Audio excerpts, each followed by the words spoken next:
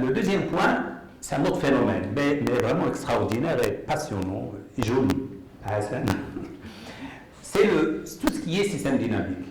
Et d'ailleurs, Hassan a présenté donc, les modèles donc, des épidémies. Et ces modèles, ce sont des systèmes dynamiques, que ce soit lorsqu'on considère l'espace ou qu'on le considère seulement un peu l'évolution en termes de SIR, comme a dit Hassan.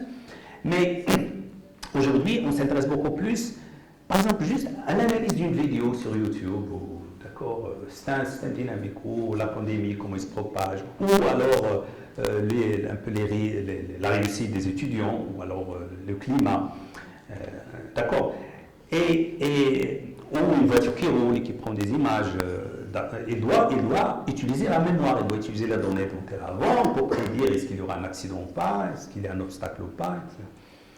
Voilà,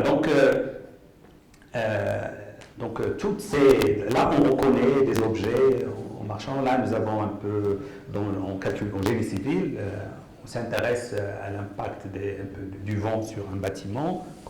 C'est une charge aussi qui est prise en compte. Donc, il faut la modéliser. Le cerveau humain aussi, on le modélise. Et le cerveau humain est un bon exemple. D'ailleurs, on a pu faire des choses extraordinaires avec ce que je vais montrer, qui n'a pas été... Il y a un problème en mécanique des fluides qui a pris énormément de temps, 5 ans. Aujourd'hui, on l'a résolu avec Cindy, donc ce que je vais présenter après. Le cerveau, on ne pouvait pas l'aborder facilement en dehors de ce phénomène. Là, nous avons aussi un obstacle et un flux, et nous voulons modéliser un peu comment, en fonction de la vitesse, qu'est-ce qui va se passer, les structures cohérentes en mécanique des fluides. C'est un petit peu les choses qui se répètent. Est-ce qu'on peut, les modes dynamiques, donc est-ce qu'on peut les retrouver et donc comprendre le phénomène. Voilà, donc ce que j'ai appelé les allées de tourbillon de Karman, c'est un petit peu ces choses qui se répètent, qui s'agrandissent ou diminuent, mais un peu périodiques, d'accord, on voit un petit peu. Là, quand je vois ça, j'ai besoin de quoi? J'ai besoin un peu déjà de certaines formes qui se répètent. C'est comme les chats. Quand je prends 1000 photos de chats, le raisonnement, qu'est-ce qu'il apprend? Il apprend ce qui se répète chez les chats. C'est ça qui va différencier les chats. C'est ça le concept. C'est un peu les régularités. D'accord. Là, la même chose. Les régularités, c'est un petit peu ce qui se répète. Mais en plus de ça, là, qu'est-ce qu'on a? Nous avons une dynamique. Là, c'est pas comme les chats. Là, c'est ce qui se répète, mais dans le temps. Donc, nous avons besoin de deux choses. Qu'est-ce qui se répète et comment ce qui se répète évolue dans le temps. Donc, c'est ça un peu le système dynamique qu'il faudrait... si on arrive à avoir ces deux choses, d'accord, les patterns, les formes, les modes, ce que j'ai appelé les modes dynamiques, et comment ces modes évoluent dans le temps, on aurait gagné. Ça s'applique dans beaucoup de domaines. Donc voilà, beaucoup de domaines, et on peut les modéliser, on peut les simuler. Donc là, je prends un chat, regardez, le chat, il saute. Et qu'est-ce qu'on fait? Au lieu de prendre 1000 images de chat, moi, ce qui m'intéresse, je prends 1000 images du chat qui saute. Et en analysant les 1000 images de chats qui sautent, mais d'une manière continue, c'est-à-dire je prends le T plus 1, T plus 2, etc., l'ordinateur, quand il apprend les patterns, les features, il va là apprendre la dynamique. Donc, mon problème maintenant, c'est d'apprendre la dynamique de l'objet. Voilà, donc le chat il saute, donc j'entre T et T plus 1 à chaque fois, et je fais des itérations, et donc il va apprendre c'est quoi sauter pour le chat. Il mémorise un peu la dynamique de l'objet. Et le modèle qui a été proposé, on l'appelle SIMD, donc Sparse Identification of Nonlinear Dynamics. Je ne vais pas beaucoup montrer, parce que sinon, uniquement ce diapositive aurait pris 1 heure. Mais en gros, qu'est-ce qu'on fait? Nous avons les données. Nous avons un modèle, comme le chat. D'accord. Nous avons les données.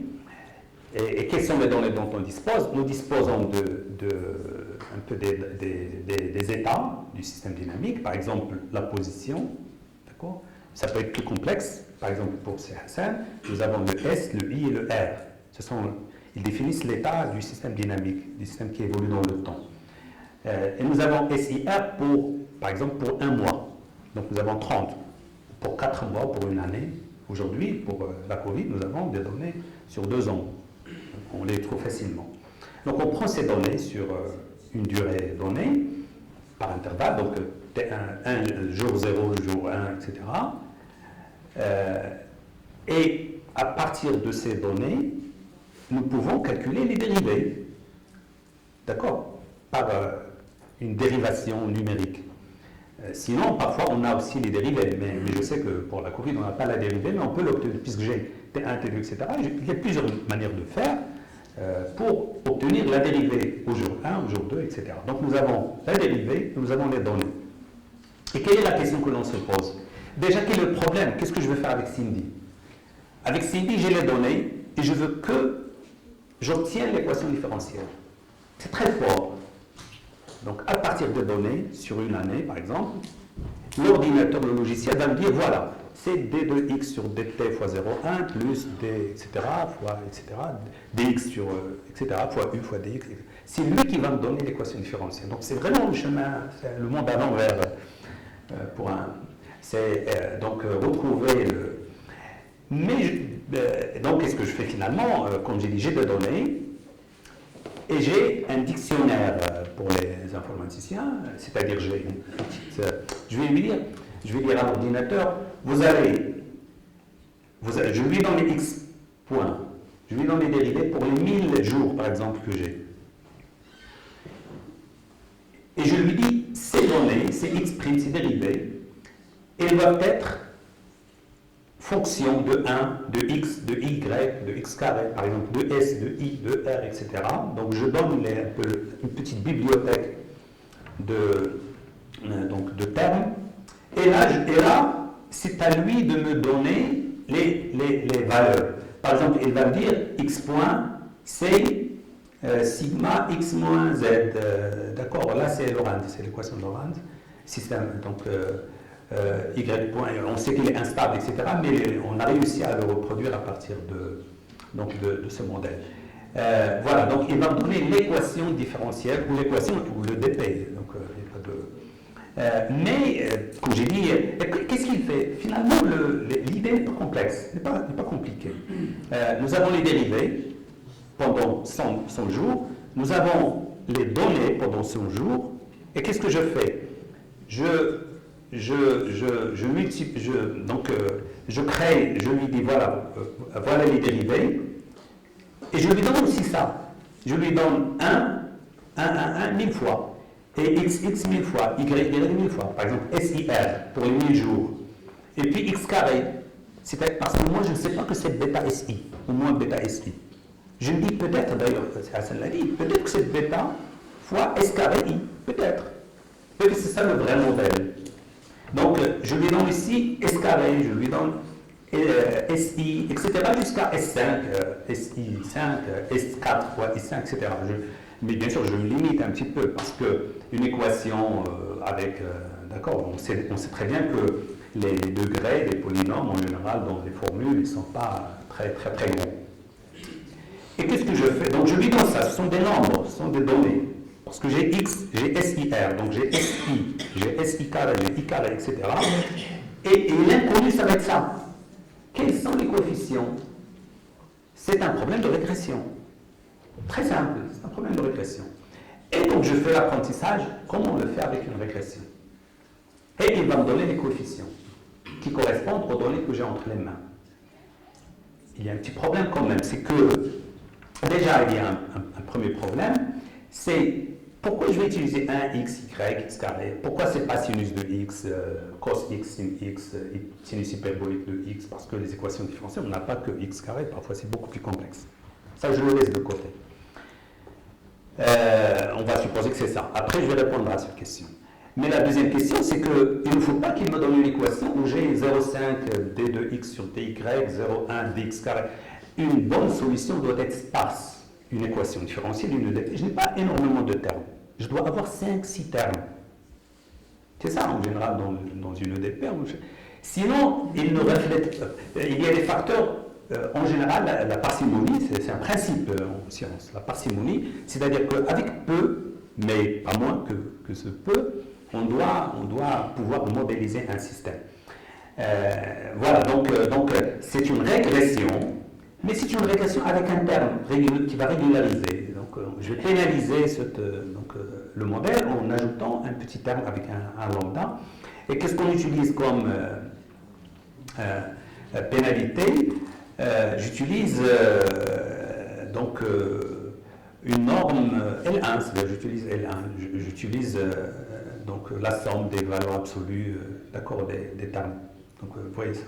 Pourquoi? Parce que cette norme, parce que là j'ai dit c'est une régression, donc j'ai le least square, donc moins de carré, d'accord, qui va me donner des ellipses. Et supposons que c'est la solution des moins de carré, mais moi je vais minimiser la somme. Donc qu'est-ce qui va se passer? Le minimum c'est là où se rencontre l'ellipse qui va s'agrandir avec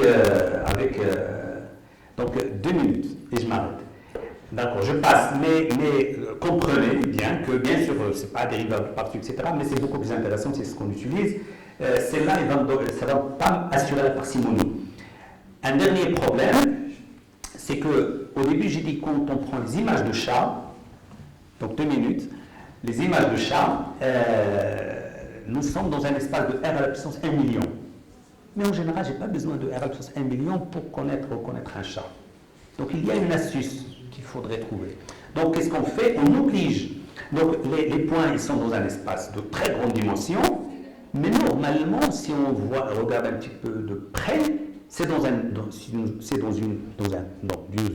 variété de dimensions inférieures. Donc, et cette variété, bien sûr, je peux, avec des astuces aussi très performantes, là, d'une part, créer un difféomorphisme, d'accord, entre cette variété et un espace de dimension. Une variété, par exemple, l'espace de données, c'est R à la puissance 1 million. La variété de dimension, seulement 10. Donc, je peux la plonger dans R à la puissance 10. En la plongeant, je prends les points et je peux un petit peu les transformer par un difféomorphisme de manière à séparer les chiens des chats, etc. et à remplir le vide, d'accord. Comme j'ai dit, et pourquoi je parle de ça? Parce que les gens ont fait plus que retrouver une équation différentielle à partir des données. Ils ont pu retrouver des équations différentielles qui linéarisent l'équation différentielle dans un espace avec une transformation non linéaire. C'est-à-dire, un peu le principe c'est quoi? C'est que quand on travaille, en général, sur les mesures ne sont pas de vraies variables, ce ne sont pas des variables pertinentes. Il y a des variables latentes qui sont beaucoup plus intéressantes. C'est comme l'intelligence. Je pose des questions à quelqu'un, je dis il est intelligent. Ce qui m'intéresse, c'est la variable intelligence. Mais ce que je mesure, c'est ses réponses à un examen, etc. Les mesures ne sont pas les variables pertinentes. Donc comment une machine, avec le machine learning, l'humain parfois ne peut pas le faire, mais aujourd'hui, puisqu'on a les machines, on en profite, comment on peut transformer à partir des mesures, obtenir des variables beaucoup plus intéressantes qui sont les variables latentes. Et là, c'est un autre problème qui s'appuie sur les autoencodeurs et sur des probabilités, sur une approche beaucoup plus stochastique que déterministe. Mais ça peut venir dans les questions.